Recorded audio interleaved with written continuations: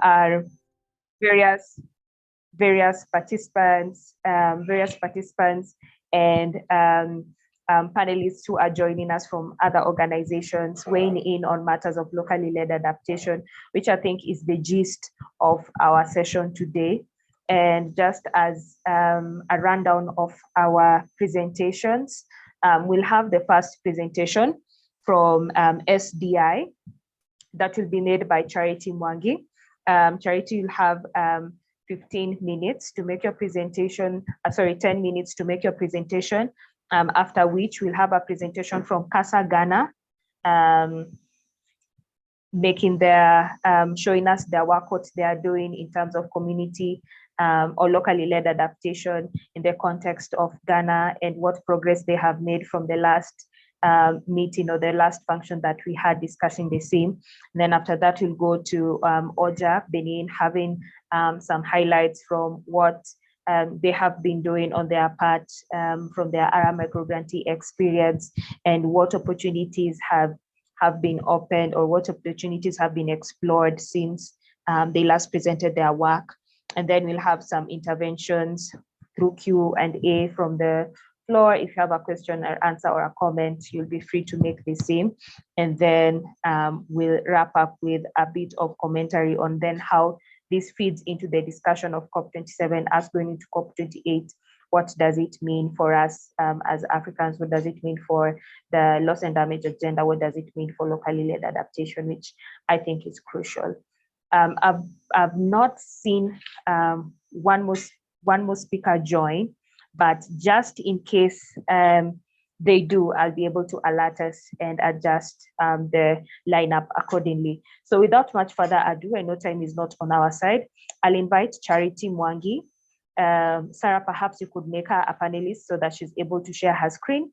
I'll invite her so that she can make her presentation on what SDI is doing. Thank you.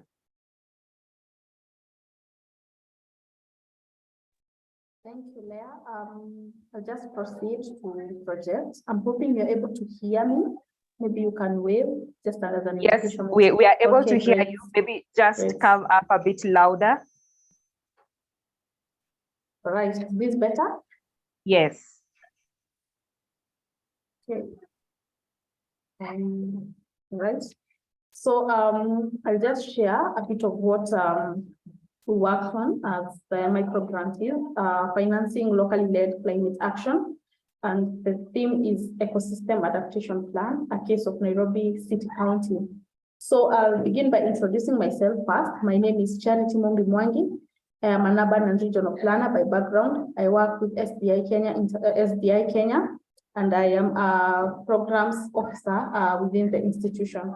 So I'll just give a very small background, cognizant of time, about SDI. So SDI is an NGO that is in 36 countries, and our core role is looking at issues of land, issues of housing, issues of basic service, and issues of livelihoods through advocacy and lobbying. And we also look at data. Our DNA is data, collecting data to inform city planning and to inform decision making, even at state level.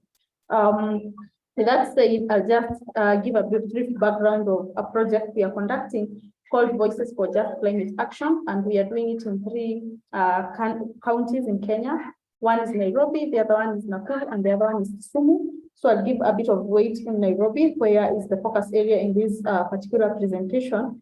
The project basically is looking at amplifying the voices of the urban marginalized through coming up with locally led climate solutions that are led by the urban poor, because we've identified that climate change has been, in most cases, an elitist conversation that often marginalizes the urban poor. And you'll find that the urban poor are the least, they cause climate change in the least way possible because of even their economic and social means.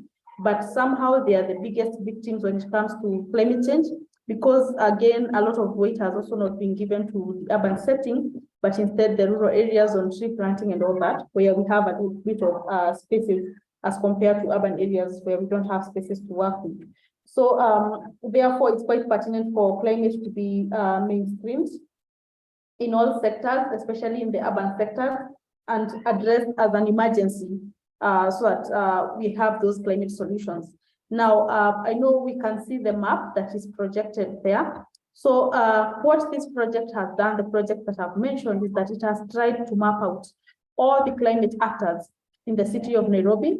And so the climate, we identified about 336 climate actors. And when I say climate actors, I basically mean young people and women who are within informal settlements and are doing something towards mitigating the climate effects. So you find some groups that are working on waste collection, some groups are doing rehabilitation of waste spaces into productive public spaces, some are doing things to do with urban agriculture. So we do have around 336 of these groups. And the unfortunate bit about Nairobi rivers, they are all along or transecting through the informal settlements. So you'll find that we have a lot of groups working in the rivers, but the efforts are not jointed. The efforts are quite disjointed because they do not have the financial muscle and the resource muscle. This is what that map is trying to depict.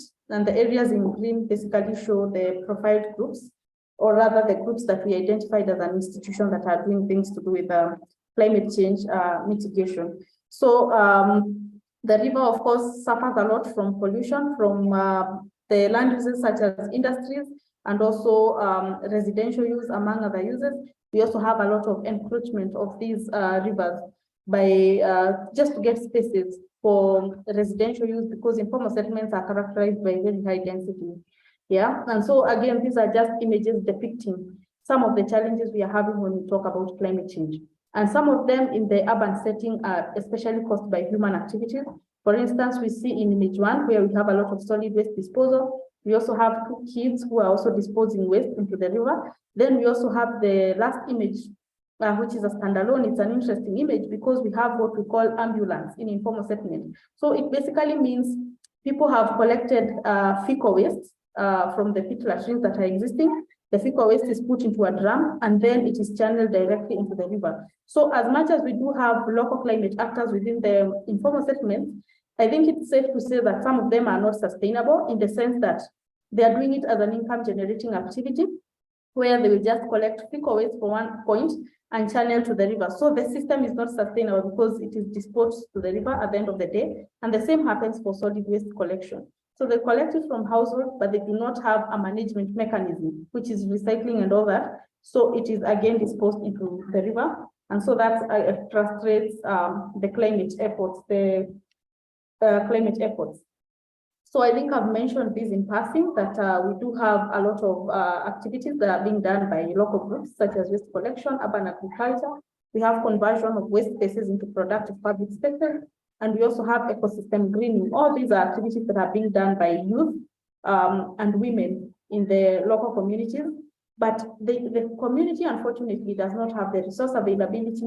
They do not have the technical know-how. They do not have the financial know-how. And also the state has not given a lot of effort towards focusing on climate change in informal settlements. And therefore, they become environmentally oppressed. And that right is not observed in the informal settlement. So again, this is just a map, the one I showed above, with just an additional or rather interesting point. We have the point 1, which we are seeing above there. That is a group that is called ComGreen. ComGreen is a group that has grown over time because it is converting waste space into productive public spaces that can be used by communities, even for political rallies. They can also be used by kids as open, as safe spaces. And this is a group that is being rehabilitated by youth that were currently in crime, that they have now reformed and are doing this as a source of living. Now we have point 2. Point 2 is also a group in an area called Kamukunji. They are also doing rehabilitation of waste spaces. When I say spaces, is spaces used for as dumping sites, and converting these spaces into productive public spaces. But these are 2 groups in different geographical spaces. So all along we have a river, but there is nothing happening in between. We do not have other active groups as such that are doing something within the river. If anything, between group 1 and group 2, we have a lot of industry activity.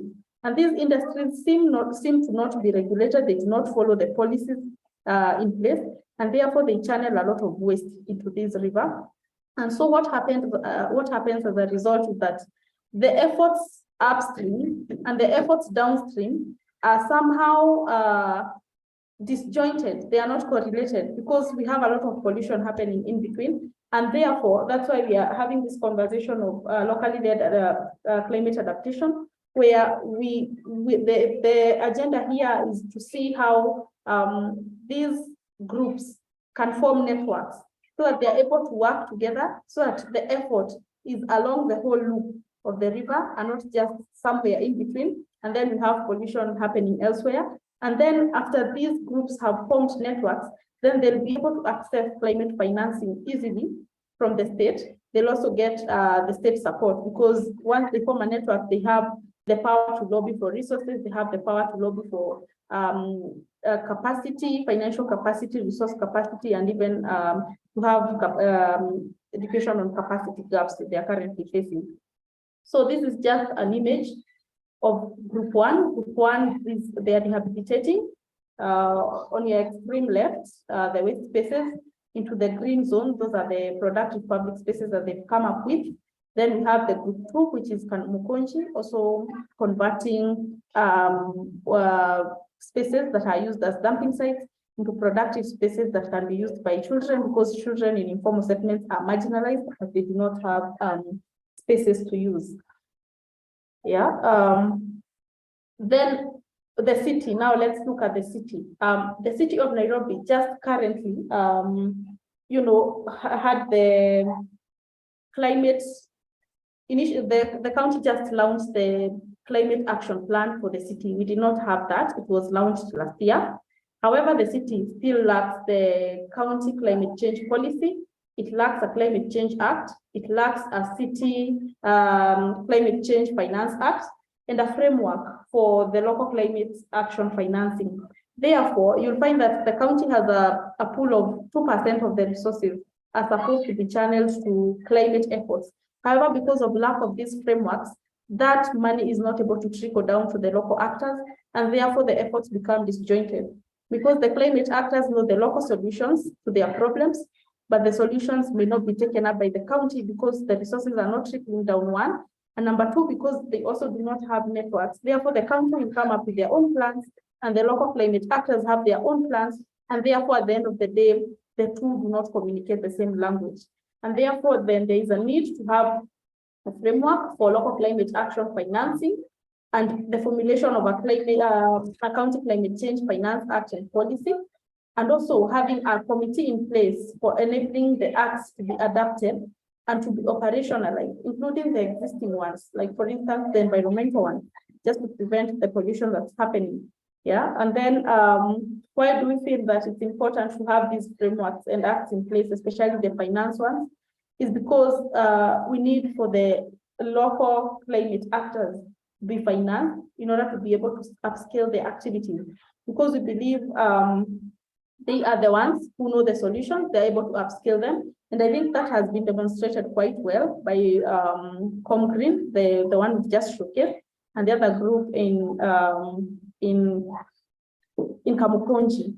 Then the other one is we need to scale up the local climate initiatives and integrate them into the larger adaptation plans for increased urban equity. So here another example as I close is, SDI has been working collaboratively with the Department of Environment and Department of Youth and Social Services, just to come up with green circular economy plans and to come up with environmental plans for the year 2023. And we've worked quite well with the departments and the local climate actors. And because of these collaborations, we've seen members of parliament and members of county assembly approaching us. For instance, right now, we are having a conversation with Kiamaipo Ward to see how we can have an adaptation plan for the area, which will then be upscaled to the entire city. And this conversation is quite timely because Kiamaipo Ward, or the member of county assembly, is looking at how the resources can trickle down to the ward so that the adaptation plan can be done using the climate resources, and the plan is also to be spearheaded by the local climate actors within that region, as they understand their region best, and they also have the solutions to some of these problems. Yeah, I think that marks the end of my presentation. I'll pass over to you, Leah. Thank you. Thank you so much for that elaborate discussion. And I just really appreciate that the community is taking matters into their own hands, participating in changing their environment. And that is the progress that we are looking at. Communities taking initiative, engaging in various activities. Also, the engagement with policymakers, I think, is very, very insightful, because they're able to then feed into the frameworks that are being implemented to curb the adverse effects of climate change. So from that, I'd like us to go to Casa Ghana, where they're looking at coastal erosion and how they're using nature-based solutions to address the same. I don't know if Jonathan Goka, you are with us. Kindly proceed to share your screen and make your presentation.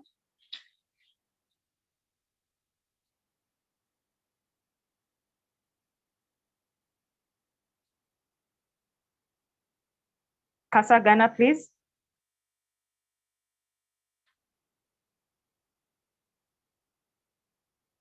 I hope you are not muted. Okay. If Jonathan Goka is not in a position to share with us, I'd like to invite Oja from Benin. Oh, Jonathan Goka, are you trying to speak? Yes, I'm trying to speak. I don't know whether I can hear me.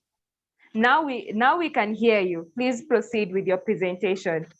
Okay, that's fine. Thank you for the opportunity. Let me share my screen.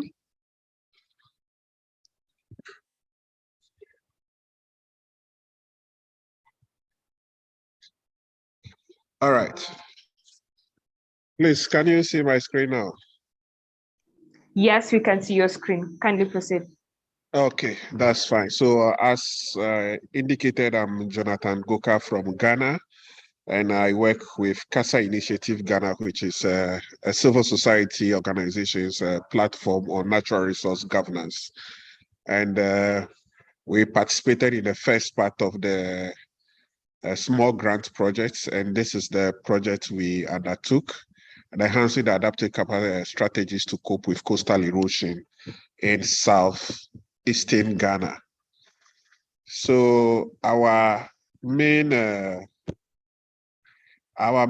context within which this project was implemented was sea level rise that was affecting local communities and displaced a number of communities. And we anticipated a further increase in sea level rise that might displace more communities. So we thought it wise to investigate what was the cause of this and how communities are adapting to this changing environment they found themselves.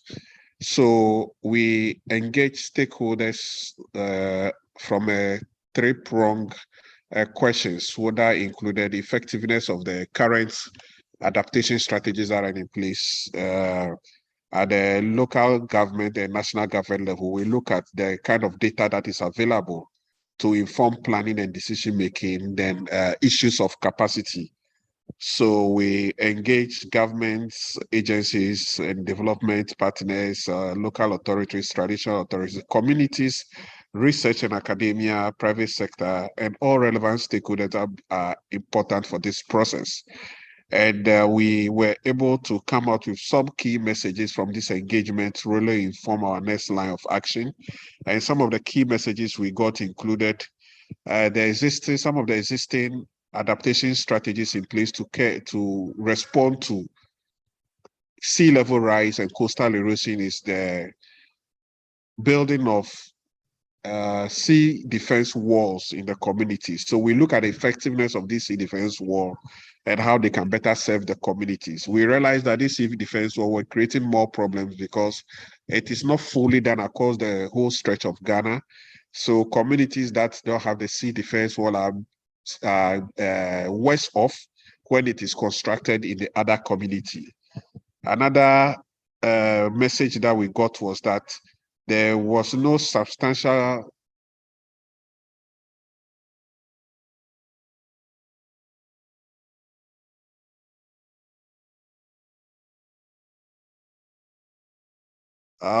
community level structures to maintain some environmental regulations were also weak. Awareness on the adaptation strategies that community can adopt were also non-existent. And the policy that coordinates holistic management of our coastline was also missing. So those were some of the key findings we had. So this is an example of a sea defense structure that has been constructed, but it's causing problems in the adjoining communities that don't have the structure that is coming to their end. And as part of this engagement, some of the locally led or locally brewed solutions that came out from the communities engaged mostly on nature-based solutions to complement what the hard engineering solutions were done, because the communities made us aware that formerly they had nature-based approaches in terms of the trees, the coconut trees, the mangrove seedlings, and the mangrove plants that were growing along their coast. But now most of them are gone. So they are exposed more to sea level rise whenever the tide goes up. So we realized this is a disturbing phenomenon. So from the data and the information gathered, we zoom into the next phase to see how we can support the local communities one at a time.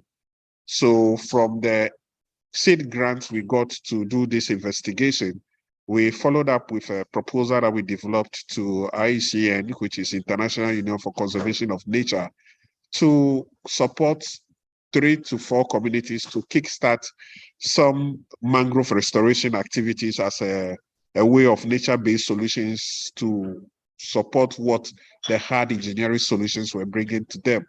So we received support from IUCN, and we are currently in the communities to support them to undertake mangrove restoration in areas that have been degraded, in order to stabilize their beach front so that they can better respond or they can better cope with the disturbing sea level rise and its attendant coastal erosion that we were experiencing. So currently, about 4 communities are undertaking restoration activities up to about 11 hectares to really respond to this menace. And we are strengthening community governance structures to maintain discipline and order in the activities that affect the coastal front in the community, so that they can better help the community to desist from destructive activities that they carry out at the beach. Engagement with the local administrative structures to see how some bylaws at the district level can be enforced in order to reduce the anthropogenic activities that causes the coastal erosion.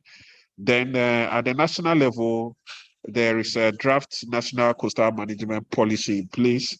So we are engaging them to see how this can be to the local level for easy implementation. Then identification of alternative livelihoods is also part of the activities we undertake to help local communities that are so dependent on the existing mangrove vegetation to diversify their source of income, to reduce the harvesting pressure on the mangroves that are left in the communities. And there are some key gaps that we are yet to really find or to work on. Development of early warning systems. So whenever the sea level rise is going to come, and we have signals to tell the local communities this is going to happen, so that they can move away from risk areas. Then awareness and sensitization is to increase in order to promote more nature-based solutions to what we are currently doing. Then, as I said, the coastal management policy is still in the draft stage. How can we speed up implementation at the local level? Then harmonization of this is data that different government organizations collect different forms of data, but we don't have a harmonized system in order to bring them to useful use of communities and community planning processes. And those are issues that we need to tackle as part of this process to build resilience of these local communities so that they can better adapt to climate change and its effects. So this is what we are doing from Ghana, from CASA Initiative Ghana, to support local communities to develop homegrown solutions to better adapt to climate change effects. Thank you, Leah.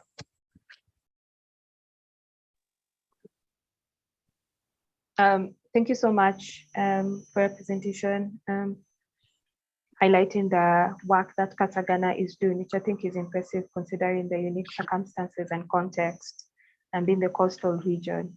So thank you for sharing that with us. You're going to proceed swiftly to Oja Benin. In the meantime, if you have any questions or comments, please feel free to let us know by raising your hand, and we'll allow you to make your question, to make your comment or ask your question.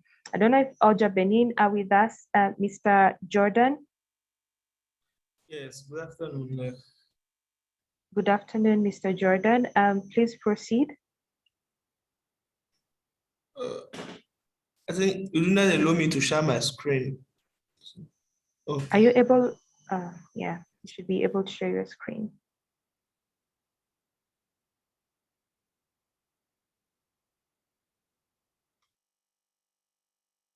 If you have any questions or comments, feel free to put that in the chat. We'll take them after this specific presentation. Are you able to share your screen, Mr. Jordan?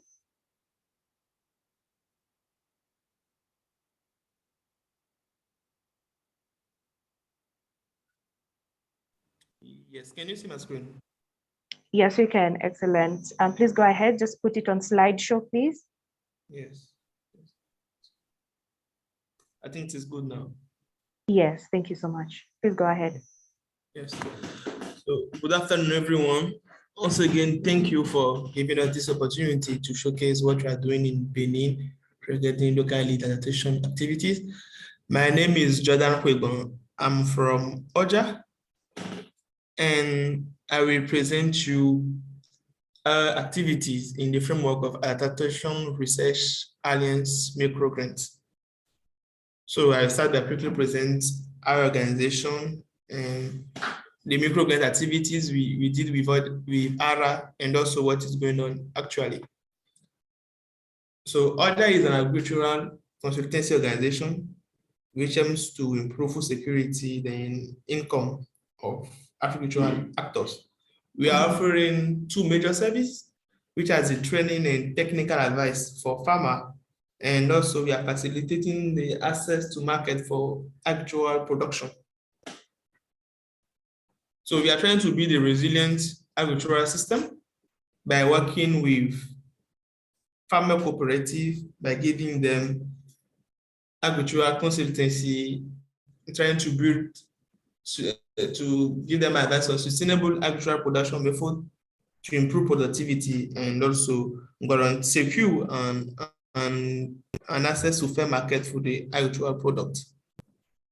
In the framework of the Adaptation Research Alliance microgrant activity, they were seeking to support initiative which explore burning adaptation issue faced in developing country that knowledge and research can help to solve. So we make a proposal on soil protection and rehabilitation project. We all know that soil are non-renewable and non-extensible resource, and the inadequate use of land expose them to nutrients loss, erosion, and carbon emission. So the objective of our project was to train farmers on sustainable production methods which protect and restore degraded land in the northern part of Benin. So we did, the project was going on three phases, three major phases. The first one was in February. We make some co-creation section activity with farmers and relevant stakeholders to more understand and explore the burning issue with them and try to find locally what are the solutions they have already they are using. Sorry. So during this co-creation session, we bring in both the farmers, the government agency, and NGOs which working with the different farmers, and we try to understand first of all, understand the burning issue from their point of view, and try to find what are the solutions they have already developed locally. And then based on those solutions, we did capacity building activities with knowledge, what the scientific knowledge about the solution, how we can develop serious proposal to implement to implement this solution they are already using.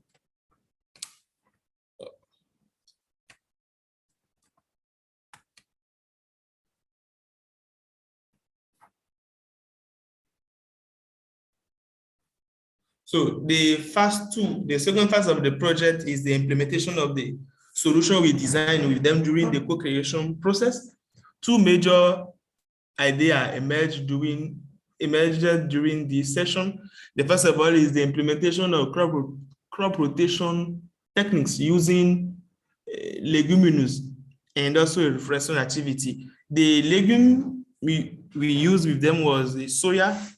Soya is the legume they can use to improve, first of all, the soil fertility, and also they are obtaining at the end of the production the grain, then they can use to get money on the market. And also the reforestation activity using Moringa oleifera. The leaves of Moringa are used as for human consumption and also animal consumption.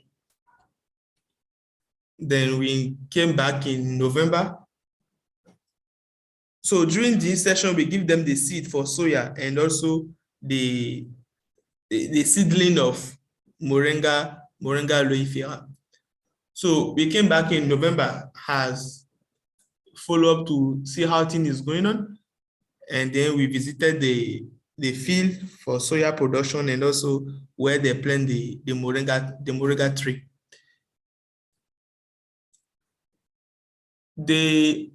Actually, after the production of the soya, they have started the production of maize, and then the quantity of chemical fertilizer that we use in this farm was slightly reduced.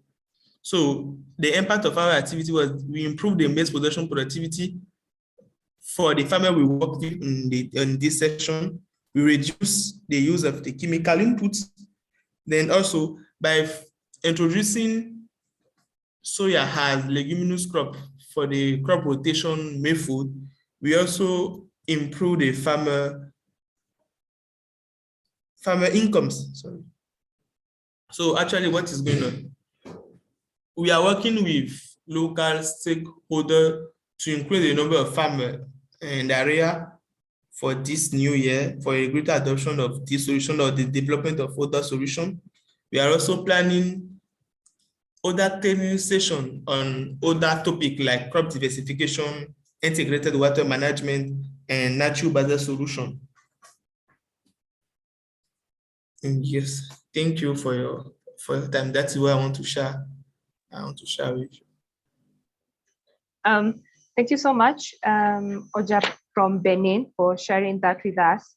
I'd just like to, at this juncture, invite us to provide our questions and comments to the session so far.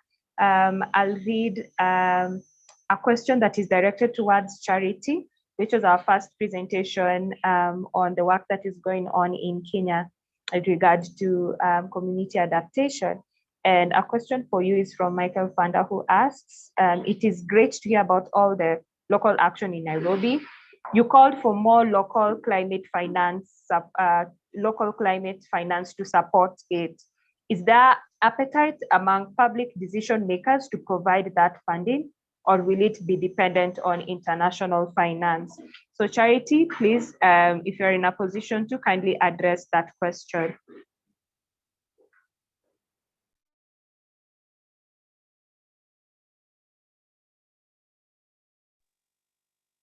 Thank you, Leah, for the question. Yes, sorry. I was looking for the unmute button. Yeah, I didn't catch the name, but I think I got the question, is that we are asking for more local climate finance, whether there is more appetite for local funders or the local administration to do it, or we are relying on donor funding. I think, sorry, I think it's safe to say that with the advocacy that SDI and Muungano and Vijiji is doing in collaboration with the local climate actors, we are seeing a lot of positive response from the local governments across the spectrum. We mean the county government, the national government, the local administrators, and also civil society organizations coming in just to lobby for the pool of climate resources to be increased so that they're able to benefit the local climate actors. So we are seeing that taking shape very well. And we are seeing some counties in Kenya actually increasing the climate resource basket from 2% to say 5%. We've also seen the president of Kenya, the current president of Kenya, advocating for climate issues actively, and also setting aside some resources to address climate issues, some of them in the food security sector, and just the general drought that is happening in Kenya. So we are seeing a lot of goodwill. We are also seeing the county government of Nairobi actively seeking for our guidance as an institution and as a community on how to best address climate issues, on how to best form a co-production model with the local climate actors, just to ensure that these resources trickle down to the relevant actors, and the resources will transform the local communities and they will have impact in the local communities. So just to answer that, yes, we are seeing a lot of improvements in our local governments, and we are also seeing them taking the climate agenda as an urgent issue that needs to be addressed, and also they have their minds in the right place when it comes to financing for the climate challenges in the country. Leah, back to you. Yeah, thanks. I'd just like to have a follow-up question on that, because during your presentation, you cited various legal frameworks that are being used to enhance the climate change agenda, at least at the county level. What according to you, and maybe you have touched on it, but just elaboratively, what according to you has been the impact of having such frameworks in place? Are they being implemented? And then the aspect of SDI acting collaboratively with these county governments, what has been their perception, what is the attitude, and most importantly, what are the challenges in engaging policymakers? Where could we engage them better, if you may, from your experience? Thank you. Yeah, thank you for that question, Leah. I think based on our experience, and maybe what I've mentioned, in Nairobi, we do not have those frameworks, right? What I've mentioned is that in Nairobi, we have the recently launched Climate Change Adaptation Plan. And in fact, that was done by the grant we got from ARA. It supported the launch of that plan for Nairobi. And it's quite an ambitious plan because it has 11 objectives that need to be achieved in the next up to 2050. And so what we are doing currently is to collaborate with the county government of Nairobi and see how this plan can actually be actualized. And one of the things we are spearheading as an institution and as a county is the adaptation plan, the citywide adaptation plan, because in a sense that will have addressed most of the objectives that have been outlined in the plan, including the issues of waste collection. It has addressed issues of the green circular economy. It has addressed issues of green mobility, renewable energy by 2030. We should be 100% renewable. So these are some of the things that the plan has addressed. And SDI is working closely with the county on that, and also on issues of air quality, which the county is quite keen on, as we have conversations on having the other frameworks. Now, looking into a county like Nakuru, just with your permission to just for a minute, is that a county like Nakuru has the frameworks already in place, unlike Nairobi. So what we have seen is that the county government of Nakuru has been working quite closely with SDI Kenya, which has approached SDI. And within the frameworks of Nakuru, it is stipulated that a county needs to have the ward climate change planning committees for the resources to be devolved from the county level to the wards level, for the resources to be able to benefit the local climate actors. So SDI has worked closely with that county government, and formed 54 ward climate change planning committees at that county. And so the counties are they're already in place. There is also a steering committee. And so because of this, following the framework, now the director of environment in that particular county is now working closely with the steering committee that has been identified from these committees, and the resources are now being trickled down the ward level, and they are being able to benefit the local climate actors, and they are able to champion for climate change at that level. So we are hoping we can be able to replicate that in Nairobi, and therefore we are following up closely with the county government to ensure that we have those frameworks in place. Leah, back to you. Thank you so much, Charity, for your response. I'm really interested in the county government engagement, and I trust that that process will be fruitful. There's also another question directed towards Kasagana, and I'd just like to point out that I know the invite indicated 6 to 7, and that must have been an oversight. We have 30 more minutes. We'll probably finish earlier, so do not worry. My apologies for that. So a question to Kasagana is interested to know to what extent the planning challenges for adaptation in coastal Ghana are specific to climate impacts or represent the same issues as wider challenges. So this again could be asked to all the other presenters, but I'll just have Kasagana address that. So Jonathan, Goka, are you with us to address the question? Yeah, Leah, I can't find the question in my chat. Can you just repeat it for me so I can speak in context? Of course. So the question is, in the anonymous attendee is interested to know to what extent the planning challenges for adaptation in coastal Ghana are specific to climate impacts or represent the same issues as wider challenges, just basing on your presentation. Okay, so I would say that to a large extent, sea level rise is the cost of the coastal destruction we are witnessing in Ghana, because what is that never happened before, and there is significant rise in the level of the sea from previous years. So of course, there'll be anthropogenic causes which may relate to activities by local communities themselves to enhance the chances of sea level rise causing more destruction. So in a wider context, fine, from a global perspective, climate change can be part of the causal agent for the coastal destruction we are seeing in Ghana. But locally, we are also contributing by our own actions. And that is what we have control over. And that is what we are trying to support communities to build their own resilience so that to some extent, the damage or the effects can be minimal, because the global contribution to sea level rise, we as local communities cannot really do anything to avert such a phenomenon. But what we are doing locally as communities to aggravate the situation, I think that is what we can have control over in terms of putting some limit to the kind of destruction we cause ourselves and our beachfront, and enforcement of our local coastal management policies will go a long way to address the kind of resilience we need. So that is what I can say about the question that's been put forward so far. All right, thank you so much. And I appreciate the point that you're highlighting on responsibility, which is an aspect that is also informing the conversation around loss and damage.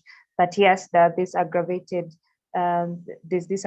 situation, but what can persons, how can they be responsible towards the environment? What can they do to not make the situation worse, even as we pursue other channels of mitigation? I'd like to invite Rhea to just tell us from their perspective. I think that will be Michael Fanda. Grounding COP27, we have, glorious decision, and a lot of optimism, if I can say, which is highly debatable. But why are land rights very important for climate action? And this is a question I believe that is worth our attention this evening. So Michael Fanda, if you're with us, please go ahead. Yes, thank you very much, Leah. I will just share my screen here. Yes, please. Okay. Here you go. Have you got it there? Yes, we can see your screen. Yes, and then I will just get it going. It's hiding my display here. Can just get it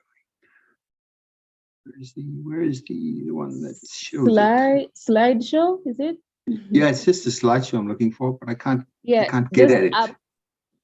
Yeah, it's because it's being hidden. Yeah, it's a little screen issue here. Can we go like this? Hang on. Just next to animation. Next to animation. Yeah, I've got it, but I can't get at it. There's something hiding here. Here we go. I learned that. Right. So, yeah, my name is Mikkel, and I'm from the Danish Institute for International Studies in Denmark. I'm presenting today on behalf of RARE, the Rights and Resilience in Kenya Research Program, which is a program that has a number of partners and participants, including University of Nairobi, University of Copenhagen, who are leading the project, Roskilde University and my institute, DIS in Denmark, as well as the International Livestock Research Institute, and we're also working together with ARIN. And yeah, so as Leah said, I wanted to just say a few things about why we think land rights are so important for climate action and for adaptation, not least. So what I'm going to do here is to go through some selected key agreements and outcomes from COP27 last year, and sort of use that to illustrate why we think land rights are so important. Especially if I can now, here we go. So I think we all know that the loss and damage agenda was one of the big outcomes from COP27. And this is one of the areas where we think that land rights are very important. And here are some reasons why. If you think about the loss and damage mechanism is supposed to find ways to compensate people who lose or have their livelihoods, cultural assets, but also their material assets like crops and homes damaged from climate change. But in order to do that, you are probably going to have to prove that you actually owned the land in question in the first place, where you had your crops, for example, or where you had your house. And that is sort of typically based on an assumption that, of course, people can prove that. But if you are living in a context where you have land rights that are not necessarily sanctioned by the state or are part of the normal sort of the official tenure regime, then you might actually get into quite a lot of trouble there. So people who have customary land rights, who have maybe locally negotiated access rights that are not written down anywhere, like farmers and pastoralists often have, they could get into some challenging situations. People who live in informal urban settlements that are not recognized, people who have been displaced because of climate change or because of conflicts and who are no longer at home, might also have trouble documenting that they actually owned the land that was damaged. And then there are, of course, the people with no land rights, which I think we often forget in situations like this. People who might be too poor to own their own land and who work on other people's farms. So if those farms are damaged, they would lose their livelihoods, their subsistence, but they don't actually have the right to the land, so they might not get compensated through these schemes. Then we also know that very often male household members are the ones who actually hold the rights to land. So women might also get into trouble here. So in terms of the loss and damage agenda, it's really quite important for these developing compensation and insurance mechanisms to pay quite a lot of attention to land rights, to find ways to recognize not just formal state-backed land rights, but also customary ones, collective ones, and so on, and to strengthen the rights of those who are disadvantaged, who don't have these recognized rights or have insecure rights. Of course, the issue of land rights is a long-standing one. So in that respect, we are lucky that there are experiences that can be drawn upon. The International Land Coalition are doing some good stuff and have some good principles and projects going on that can be learned for example. And then I think there's actually quite an important job to be done also in terms of thinking about those who do not have land rights, how funds can be challenged to those who actually never owned or don't have access to any kind of land, but who work on other people's land. So that was the loss and damage agenda. Then looking at why are land rights important for the adaptation agenda. And at COP27, there was an agreement by the hosts, led by the hosts, to try to sort of really move forward on adaptation. And this was called the Sharm el-Sheikh Adaptation Agenda. But it's actually completely silent on land rights as far as we have been able to see so far, despite the fact that this adaptation agenda really speaks of major movements in terms of agriculture, water ecosystems, irrigation, coastal protection, infrastructure development, the insurance schemes that we've talked about. So all issues where land and access to land is absolutely critical. So for example, the agenda speaks about increasing farmers' yields without expanding the agricultural frontier. So that means that people who they have to get better outputs, better yields from their farms, right? And there's a very long discussion there about the role of land tenure and secure land rights, and how that relates to the outputs that farmers get and how much they want to or can invest in terms of time in their land, right? There's also in the Sharm el-Sheikh adaptation agenda, there's a lot of action supposed to be action about nature-based solutions, as they're called. So protection of very large, substantial amounts of land and restoration of a lot of land. It is aimed to be done together with indigenous and local communities. But we all know that as soon as you start to protect land, as soon as you start to restore land, to change the land use to a different kind of land use, there's got to be a lot of land issues and land rights issues that you have to address in some way or another. And then there's also something that we are working especially with in the Rights and Resilience program, and what you traditionally have called autonomous adaptation. So people who are adapting on their own account, right? Rather than through external projects. And what we're seeing here is that land, the kind of land that you need access to and the kind of rights that you need to have to access your land, that may actually change as people start to do their own adaptation actions.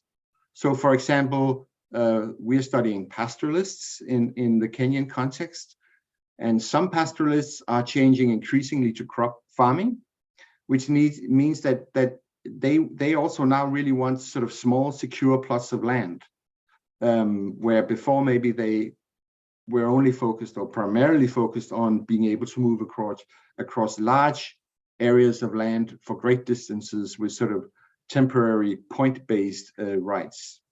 Others are focusing, those who can afford it, on more intensified livestock production. That also requires fencing their land. So again, a changing sort of interest in what kinds of land rights you want. And others are moving greater distances. Some are leasing land elsewhere where they compared to where they used to live. So lots of dynamic going on in the land rights needs there that are changing.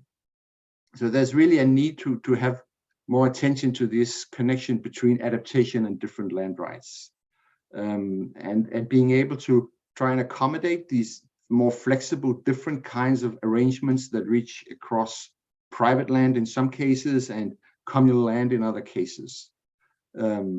And then also, I think we will see, because when different actors start pursuing their different adaptation strategies, at some point, maybe their land interests and land rights needs will clash, right? So we need to acknowledge that conflict resolution is going to be an important part of this at some point, and already is, of course, in many fragmented land rights contexts. So this also means that land rights, when we are monitoring progress against the global goals on adaptation and on domestic goals on adaptation, that there is a need to really start looking at land rights as something that we have to monitor on. Okay, I won't go too much into the last slide here, but just to show that land rights, and this is perhaps more commonly known, is also a very important issue under the mitigation agenda. We know that there are conflicts over large-scale renewable energy schemes. We know that the REDD+ mechanism has given rise to a lot of concern among especially forest users and indigenous peoples. And these schemes are now expanding, moving also into wetlands, rangelands, and so on. There's a shift from protecting ecosystems to also restoring and expanding areas that are used for agriculture. And all of this is, in many situations, quite good and quite important. But again, it brings the land rights issue right up there as a very important thing, right? There was a recent land gap report which showed that the commitments, the pledges by the individual countries under the Paris Climate Agreement is now, there are so many of these pledges and commitments that they are roughly the same as the existing cropland globally, right? So really significant issues. So we really have to think about land rights in connection to all this. Now there are some standards developing for making sure that, which include attention to land rights. The Rights and Resources Initiative have developed something called the Land Rights Standard, which tries to look at land rights for indigenous peoples and communities. The IUCN have developed global standards for nature-based solutions, which includes looking at governance, but also at specifically land rights. But I think there's a need to think about how these standards and ensuring that they're actually maintained can be sort of driven through a bottom-up process, right? So there are interesting tools in the nature-based, the global standards for nature-based solutions. There are some tools for self-assessment, but the FAO have also developed some interesting tools for adaptation self-assessment that could be used and expanded. There's something called the Indigenous Navigator, which is a tool to monitor the rights of indigenous peoples. So I think now that we're talking about how to monitor land rights, we have to work with the tools that can develop all of this. All right, so just the takeaways summarized here. Land rights are critical for a just transition in the global south, including for adaptation, loss and damage, and other activities that were sort of moved on during COP27. They're often forgotten or ignored. It's somehow not sexy for global policymakers to be talking about something as simple as land rights, despite the fact that our societies are very much based on land rights, right? And we need to really include this stuff in the monitoring of just domestically and globally. We have to look more at land rights. Yeah, so I think that's it from me. We have a website, we have a YouTube channel, very fancy, so you can learn more about our research project there. Thank you very much. Thank you so much, Mikkel. And even as you quote unquote pen off, I'd just like to ask, what are the contentious and gendered perspectives of land rights as you have discussed it? I know that you're working with pastoralist communities, and this is a very critical issues for them. But as we look at aspects of equality, what are some of the gendered perspectives that you've come across as you address land rights? Yeah, I mean, I think I am probably not the best person in our project to talk on this. We have researchers, including PhD researchers, studying it specifically. But one of the things that I have heard also from other research I know that's going on in Ethiopia is, and which concerns me, is that that some of the progress that had been made on women's land rights is being seen in some places to actually go backwards now, because as the competition for land and access to land intensifies, men are beginning in some areas in Ethiopia, we have seen research on that, to actually hold back and start to take back rights that had maybe been passed over to women. I think that's a very worrying trend. So it's very important to keep track of that.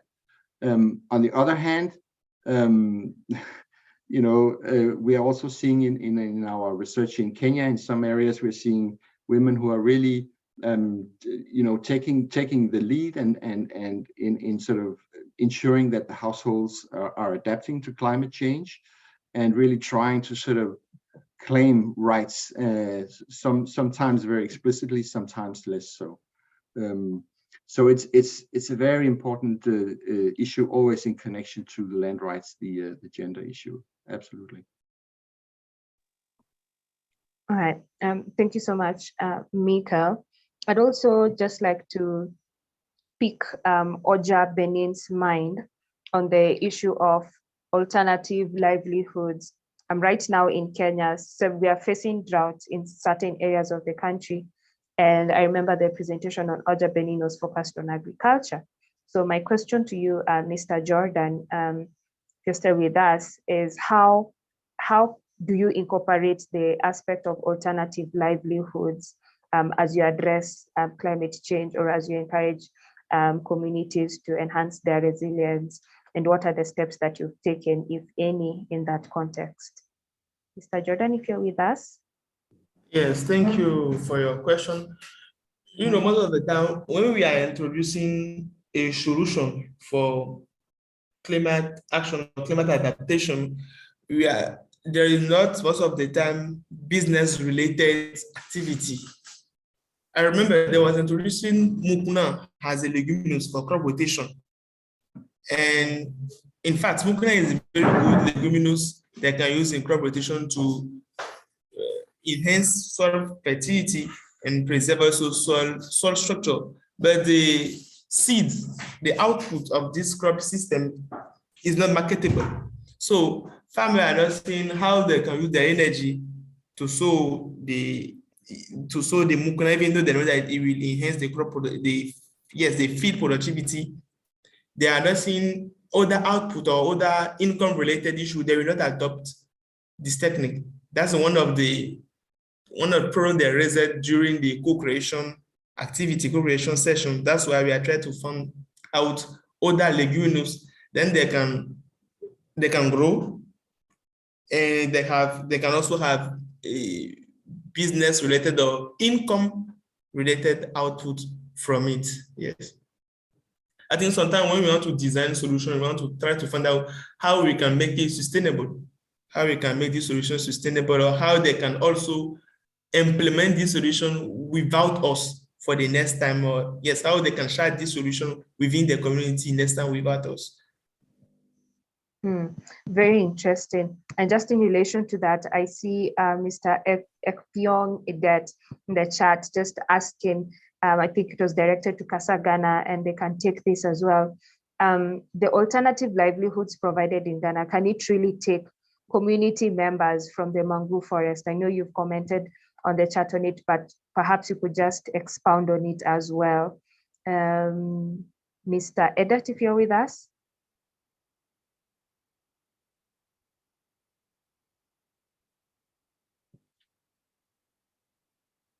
Okay, I think Ghana, perhaps you can comment on the same. And that's Mr. Jonathan Goka.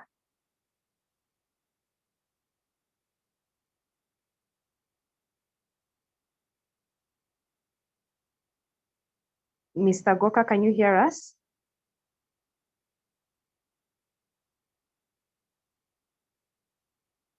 All right, but please feel free to address it further in the chat, or you're having network issues. I don't know if you feel free to type in the chat, I think. So really at this point is to thank us all for the really insightful discussions that we've had. I personally learned a lot, and I'm looking forward to future engagements. I don't think this is the last time that we'll be interacting with one another. We've touched on various issues and various projects that are, we've touched on various issues and various projects that are being undertaken in East Africa, in West Africa, in the Anglophone and Francophone representation in terms of climate adaptation, and what are the strategies that are being implemented. We've seen nature-based solutions being implemented really well in Ghana, and we've seen other strategies being implemented from the community level in Kenya, community participation in changing their environment, engaging the policy makers and various levels of government, which I think we can borrow in our various contexts. And case in point is the ongoing drought situation in Kenya, and I'm really looking forward to learning what other organizations are doing to help local communities to adapt, whether it's alternative livelihoods, whether it's sustainable income generating activities, whether it's aspects that do not solely rely on projects that are funded, and when the funding is over, the project ends. So all these interventions really feed into the climate adaptation agenda and the locally led adaptation agenda that we are really trying to drive forth. And ultimately, it feeds into building up the community's resilience, which is very important and critical for Africa. So if there is no further comment or question, I'd like to request to close this session at this point and just thank each and every one of us. I know it's very late in other parts of the world. It's a night here in Nairobi, Kenya, but I just want to appreciate your attendance. I want to appreciate you creating time for this session, and we'll be sure to share our key points, our key messages with you all. Thank you so much from the Africa Research and Impact Network. It's been a pleasure to host you. Thank you. Thank you. Bye-bye. Thank you for your invitation. Hi everyone, sorry to interrupt. Before everyone leaves, can you kindly turn on your camera so we can take a screenshot? A lovely selfie, please. Yeah. Hi, Mikhail. Hi, everyone. Kia. Nadia. Hello. Nice to see you all.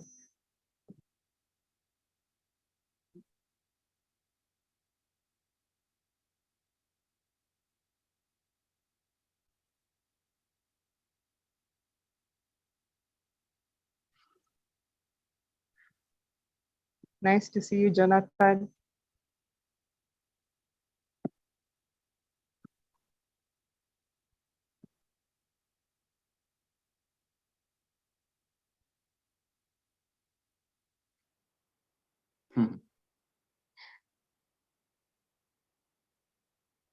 Are we good, Sarah? Yeah, it's done. Thank you. Thank you, everyone. All right. Have a good night. Thank you. Good night.